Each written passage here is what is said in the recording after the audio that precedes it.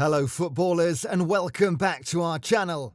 Revenge is a dish best served cold, right? Well, it's no different in football. Some players hold a grudge against other players or even entire clubs. Players may wait years for the right moment, and once they get their opportunity, they will not hesitate to aim for revenge. So get ready, hit those like and subscribe buttons and enjoy these videos of vengeance. Make sure to watch until the very end to learn about each of the 8 historic and savage revenge moments in football. We'll start with an unknown player, however his story will undoubtedly have you rooting for him. In 2017, Brazilian left-winger Roger Guedes was bullied by his Palmeiras teammates in a training session. Whether it was a prank or not, what the other players did to Guedes was unacceptable. Led by the club's captain, Felipe Melo, who is known for his reckless behaviour on and off the field, the players cursed at Roger, threw him around and even hog-tied him and left him lying on the ground. It was a terrible sight to watch, so imagine how Guedes felt at that moment.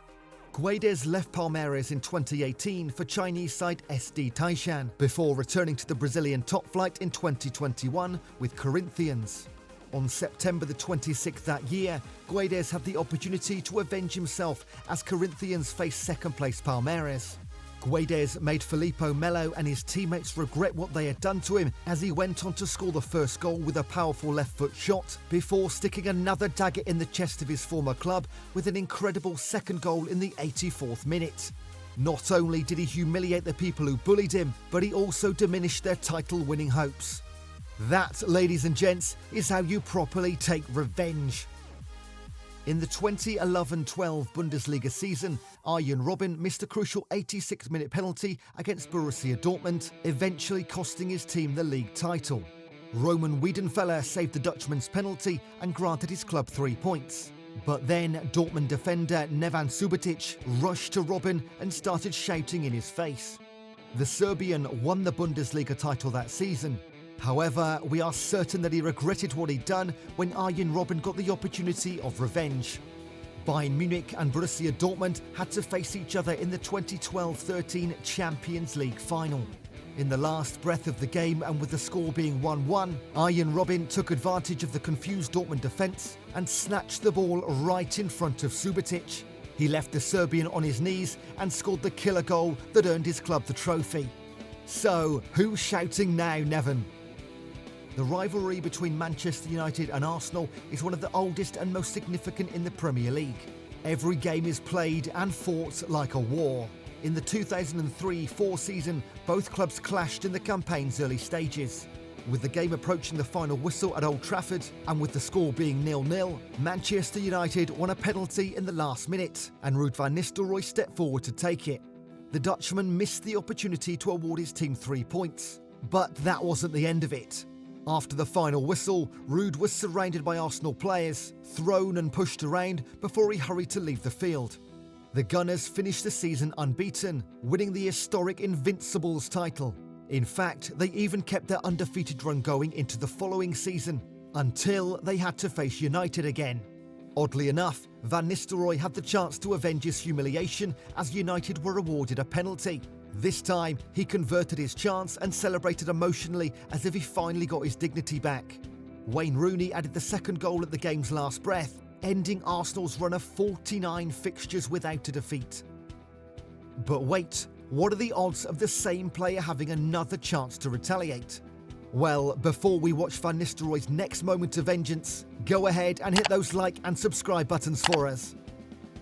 It looks like karma always comes back to haunt those who bully Van Nistelrooy. In the 2005 World Cup qualification match between the Netherlands and Andorra, Van Nistelrooy won himself a penalty in the 83rd minute. However, as soon as he missed it, Andorra's defender, Lima, came running to laugh at the striker's face. But the ball is round, and you never know which direction it's going to go. Just 6 minutes later, Ruud found himself unmarked inside the penalty box and added the 4th goal for his country.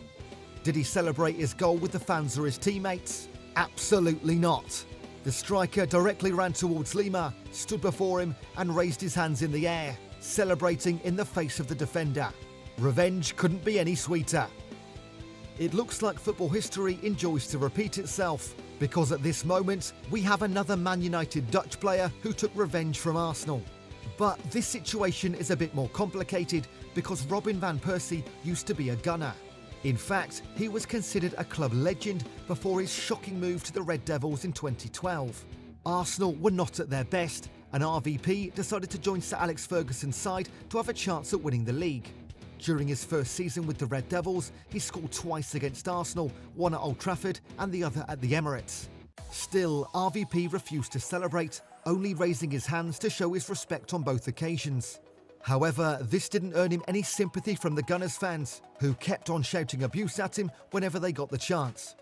So, during the following season, when Man United were struggling after Ferguson's retirement, RVP returned to score against Arsenal, and this time he did not hold back and went on to passionately celebrate his goal with Wayne Rooney. Another Manchester United player, another moment of savage vengeance. In October 2011, during a match between Liverpool and Man United, Suarez was accused of racially abusing Evra.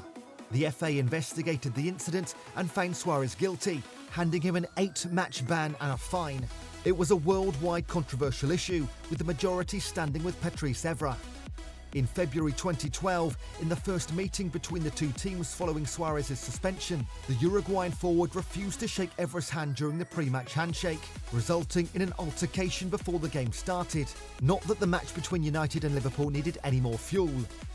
Well, Manchester United won the game 2-1, and after the final whistle, Evra celebrated exuberantly right in front of Suarez, running towards the Old Trafford supporters while waving his hands. His celebrations were seen by many as a direct response to Suarez's actions, both during the initial incident and the refusal to shake hands. Whilst all the previously mentioned players got revenge after they got abused, the following striker was never the victim. In fact, he made himself more hated than he already was, as if that was even possible. Emmanuel Adebayor's 2009 move from Arsenal to Manchester City stirred controversy among Gunners fans who felt betrayed. However, unlike RVP, who refused to celebrate the first 2 times he scored against his former club, Adebayor did the complete opposite. After scoring a free header, he ran the entire length of the pitch to slide on his knees in front of the visiting Arsenal supporters, a direct taunt to those who had once cheered for him.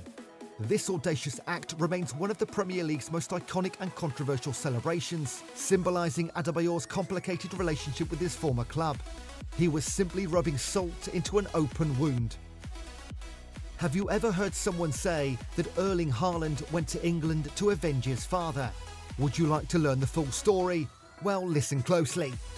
Back in 1997, during a Premier League game between Manchester United and Leeds, the Red Devils icon, Roy Keane, fell to the floor on his own. Roy was screaming in agony. Still, Alfie Haaland, yes, Erling's father, who was a Leeds player, ran directly to Keane and started shouting at him, thinking that the Irishman faked his injury. Ultimately, it turned out that Keane suffered a cruciate ligament injury. And to Alfie's bad luck, Roy wasn't the type of person to forget or forgive. 4 years later, Alfie joined Manchester City, and Keane, United's captain at the time, was waiting for the right moment to take his revenge. During the derby, both players went for a challenge for the ball, and Keane found an opening to deliver his blow. Bam!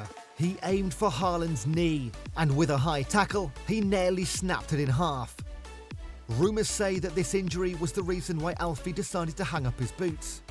Roy Keane later admitted in his autobiography that the tackle was premeditated. He never forgot how Haaland mocked him when he was injured and held that grudge for 4 years. Yeah, that was an extreme and calculated act of retaliation from Roy. And that, ladies and gents, was some of the most iconic revenge moments in football. Which revenge moment do you think was the sweetest? Or do you recall another incident that deserves a mention? Drop your thoughts in the comments below, and let's keep the conversation going. Don't forget to subscribe for more exciting football content. Until next time.